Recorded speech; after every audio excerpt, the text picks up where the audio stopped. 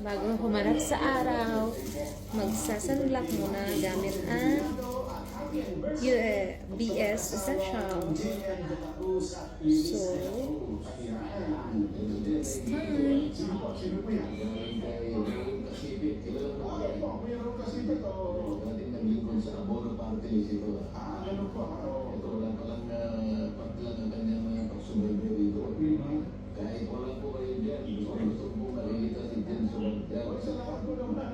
Kailangan ma-spread siya ng maayos para mapantay siya.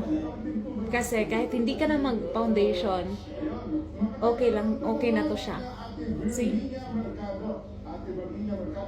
Kita niyo laki ng butas ng ilong ko. Char lang.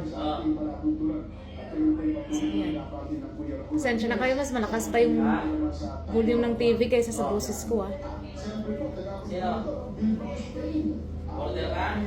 May mirror na tayo ngayon kaya hindi ko kayo masyadong tinututukan. Wala. Kamay lang gamit ko pag nag-ano ako ng sunblock. Ayaw kong gumagamit ng brush. Yan. Kailangan natin isama ang liig natin.